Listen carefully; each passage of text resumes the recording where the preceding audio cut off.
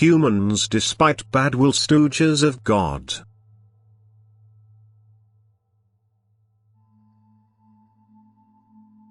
The worldly leadership will by no means be able to stop an event which the divine will has determined since eternity, but it will unconsciously contribute to it. That is, human will is cause for that what God's will brings to execution, although the human will has expected and intended a completely different effect.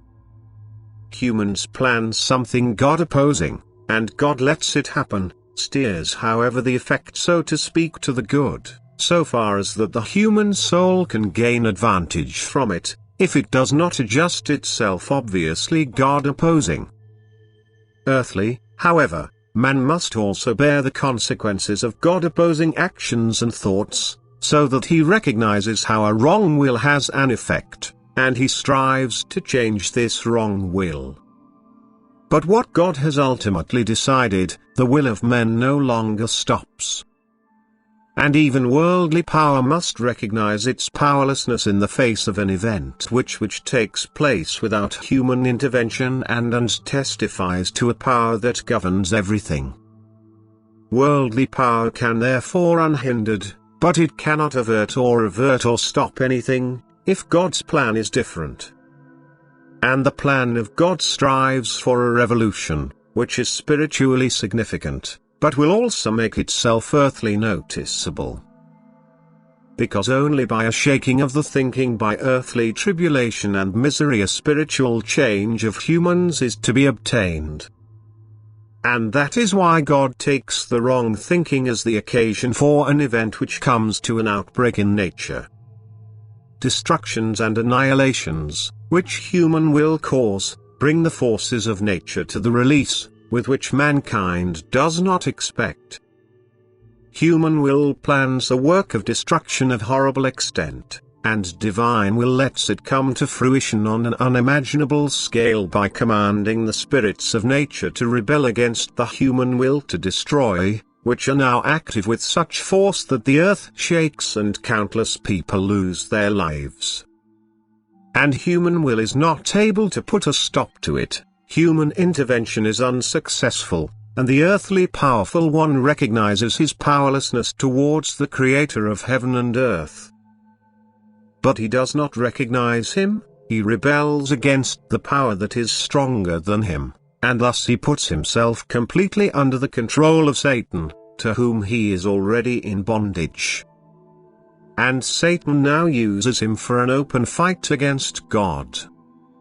And this is the prelude to the coming battle of faith, which is inevitable, in which God will confront his adversary. In which the faithful to God will fight against the children of Satan, and under the leadership of Jesus Christ will also gain the victory. It is the last battle that the adversary will fight on this earth, because it ends with his capture. As soon as he has abused his power in such a way that he tries to force people into a way of thinking that is completely contrary to God, his power is played out, because the action against God himself can result in nothing else than his renewed bondage, because otherwise creation could no longer fulfill its purpose, because then the spiritual being that has reached the last stage of development would be deprived of every possibility for the last decision, for the final release from the form. For this last decision is a matter of the free will, which can turn upward or also downward, but for this also must necessarily have the knowledge of both poles, which it can strive towards. But this knowledge is withheld from him by the work of Satan, so that all knowledge about God, about Jesus Christ, his doctrine of love and his work of redemption is undermined, and Satan makes use of people who carry his God-opposing will in themselves. For this is a danger for all spiritual things, which must inevitably be turned around by taking all power away from God's adversary, and by a time of spiritual peace and brightest light replacing the time of the fight between light and darkness.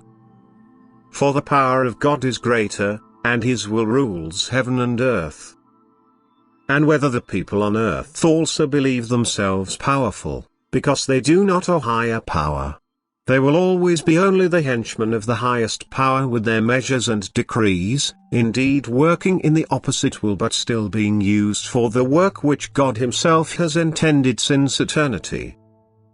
For all powers must serve Him, good and bad, voluntarily and involuntarily these services are rendered, because they are all subject to His will.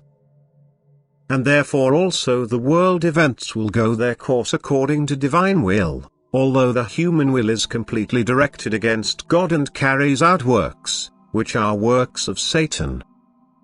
And God does not prevent them from doing so, but they participate unintentionally in the execution of the plan that has been determined since eternity.